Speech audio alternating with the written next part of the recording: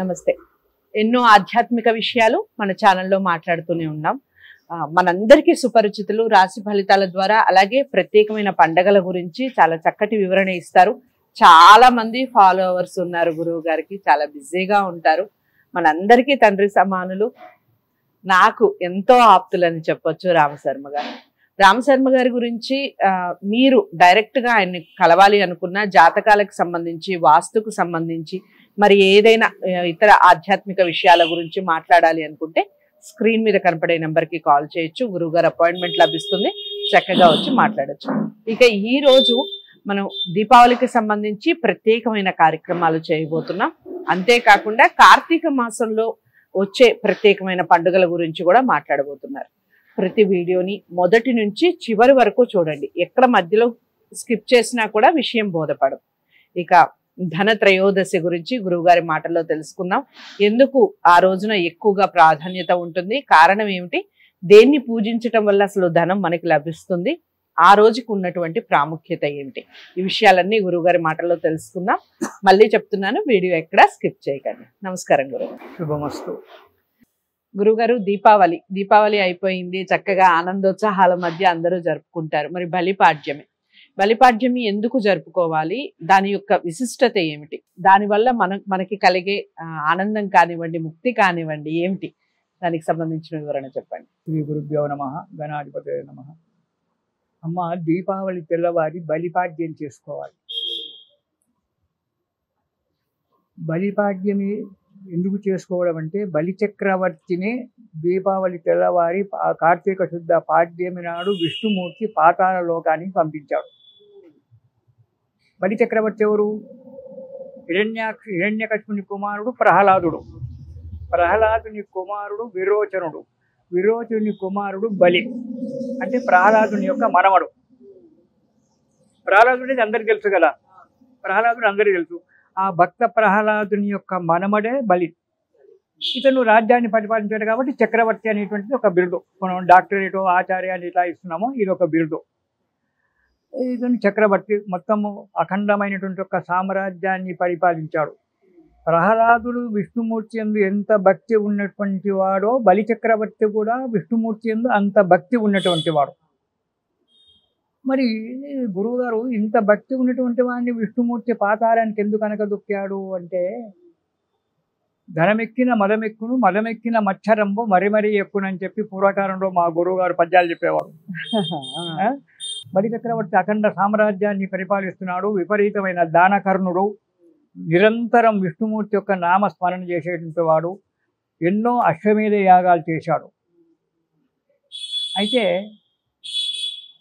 నువ్వు 100 అశ్వమేధ యాగాలు చేసినట్టయితే ఇంద్ర పదవి వస్తుంది. అంటే మొత్తం సామ్రాజ్యాన్ని అంతా అతను గెలుచుకున్నట్టుగా. 100 అశ్వమేధ యాగాలు ఎవరైతే ఆచరిస్తారో వారికి ఇంద్ర పదవి వస్తుంది. అక్కడ ఉన్నటువంటి ఒక ఇంద్రుడు మన సింహాసనం దిగిపోవాలి, ఇతను వెళ్ళి అక్కడ కూర్చుంటాడు. అయితే ఇతనికి బాగా రాజ్యం వచ్చేసింది, ఎన్నో కొలిచాడు. ఇటు విష్ణుమూర్తి యొక్క మన భక్తిలో ఉన్నాడు, దాన ధర్మాలు చేస్తున్నాడు. ఇది కొంచెం తలకెక్కింది బలికి. ఎక్కేసి ఎలా అయినా నేను ఇంద్ర పదవిని స్వీకరించాలి అని చెప్పి అశ్వమేధ యాగాలు చేస్తున్నాడు. దగ్గర 98, 99 వరకు అశ్వమేధ యాగాలు అయినాయి. మన బలి చక్రవర్తి ఇక్కడ ధనం వచ్చేసింది, నేను విష్ణుమూర్తి భక్తుని అనేటువంటి ఒక అహంకారం వచ్చేసింది. దాన ధర్మాలు చేస్తున్నాడు. కొద్దిగా అతనిలో మనసులో మార్పు.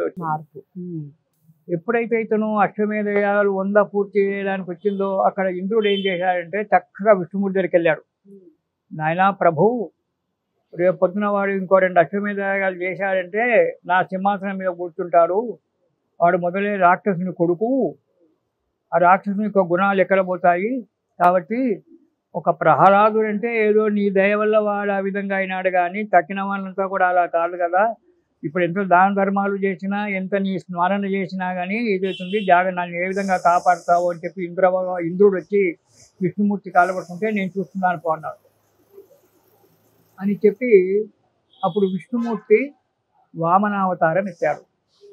ఒక బ్రహ్మచారిగా, వామనమూర్తిగా, చిన్న పిల్లవాడిగా అవతారం ఎత్తి అదితి గర్భంలో వామనావతారం ఇచ్చారు. వచ్చి బలి చక్రవర్తికి వచ్చాడు. అంటే వచ్చిన వానికి లేదనకుండా దానం చేసేటువంటి వాడు బలి. ఆ బలి దగ్గరికి వచ్చేసి భవతి భిక్షామన్నాడు. బ్రహ్మచారి, ముఖం తలతలాడుతూ ఉండి బ్రహ్మత్వం ముట్టిపడుతుంది. ఇలాంటి బ్రాహ్మడు నా దగ్గరికి వచ్చి భిక్షమడితే నేను లేదని చెప్పి ఎట్లా అనాలి అని చెప్పి, ఏం కావాలి అడుగు నాయన అన్నాడు బలి చక్రవర్తి ఆ విష్ణు వామనుణ్ణి. అంటే అప్పుడు పక్కనే శుక్రాచార్య, రాక్షస గురువు శుక్రాచార్యుడు పక్కనే ఉన్నాడు. బలి జాగ్రత్త జాగ్రత్త అని చెప్పి అతను చెప్తూ ఉన్నాడు. అంటే నాకు 3 అడుగుల జాగ కావాలి అన్నాడు. కోసి ఇంతే నా 3 అడుగుల జాగేనా నువ్వు కోరింది, ఒక బ్రహ్మచారి వటువు అంటే 3 అడుగుల జాగ నాకు చాలు, నేను వెళ్ళిపోతానన్నాడు.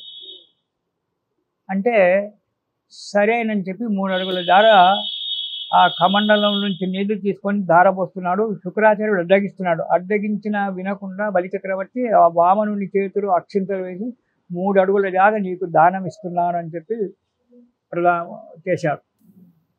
సరే వామనమూర్తి 3 అడుగులు తీసుకున్నాడు. 1 అడుగు ఆకాశం మీద పెట్టాడు, 1 అడుగుతో భూమిని కప్పేశాడు. బలి 2 అడుగులు అయిపోయినాయి, 3వ అడుగు ఎక్కడ పెట్టాలి స్థలం చూపి నాకన్నాడు. ఇలాగూ విష్ణుమూర్తి అప్పటికే తెలిసిపోయింది బలి చక్రవర్తికి, వచ్చినవాడు విష్ణుమూర్తి, వచ్చినవాడు విష్ణుండు అని చెప్పి ఆ విష్ణుని చూసి స్వామి నా శిరస్సు మీద పెట్టు అన్నాడు. అని చెప్పి ఎప్పుడైతే అన్నాడో ఆ వామనుడు 3వ పాదాన్ని బలి చక్రవర్తి తల మీద పెట్టి పాతాళాన్ని పంపించాడు.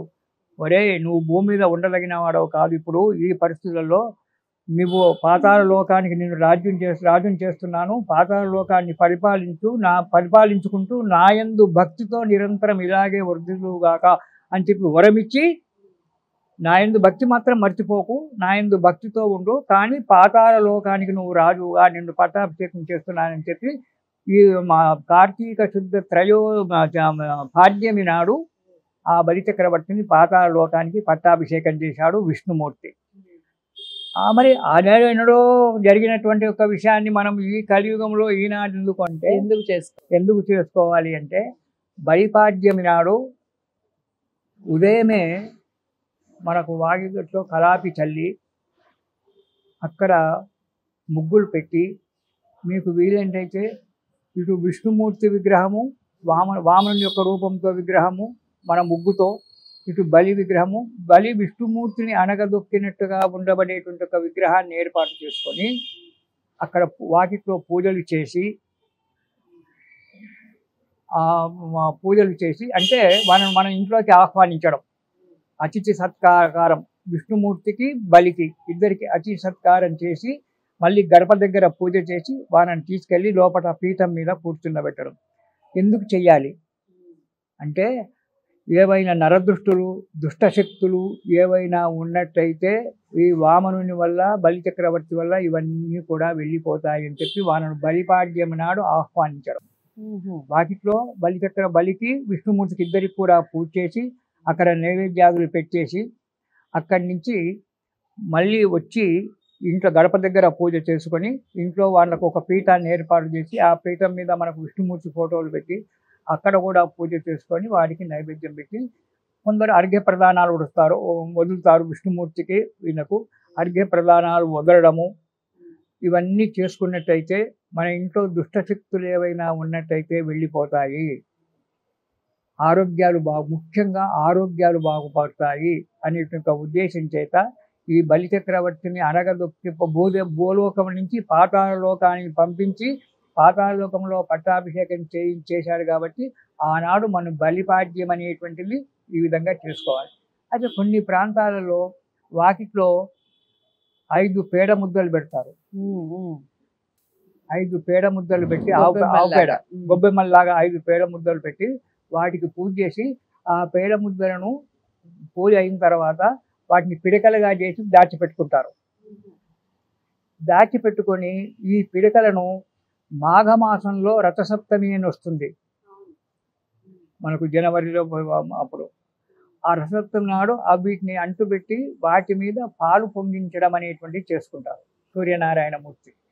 అందు గురించి కొన్ని ప్రాంతాల్లో ఆ విధంగా ఉంది, కొన్ని ప్రాంతాల్లో మామూలుగా ముగ్గేసుకొని అక్కడ బలి చక్రవర్తికి వాళ్ళకు పూజ చేసుకొని ఇంట్లోకి రావడం అనేటువంటిది. ఇది చేసుకోవడం వల్ల నరదృష్టి వెళ్ళిపోవడము, దుష్టశక్తుల యొక్క బాధ లేకుండా పోవడము, తర్వాత ఆరోగ్యాలు బాగా ఉండడం జరుగుతుంది అనేటువంటి ఉద్దేశం చేత ఈ బలిపాడ్యమి అనేటువంటి పూజ చేసుకోవాలమ్మా. చాలా చక్కటి వివరణ ఇచ్చారు. బలిపాడ్యమి మనం మామూలుగా అందరికీ తెలుసు, బలి చక్రవర్తి యొక్క స్టోరీ చాలా మటుకు తెలిసిన విషయం. కాకపోతే అది మనం ఎందుకు చేసుకోవాలి, దాని వెనకాల ఉన్నటువంటి అంతరార్థం ఏంటి, మనం ఆ రోజు చేసుకోవడం వల్ల మనకి కలిగే మేలు ఏమిటి, ఈ విషయాలన్నీ ఈ వీడియో ద్వారా మనం తెలుసుకున్నాం. అందరికీ తెలియజెప్పే ప్రయత్నం చేయండి. వీడియోని లైక్ చేసి షేర్ చేయండి, ఛానల్ని సబ్స్క్రైబ్ చేసుకోండి. తదుపరి వీడియోతో మళ్ళీ కలుద్దాం. నమస్తే.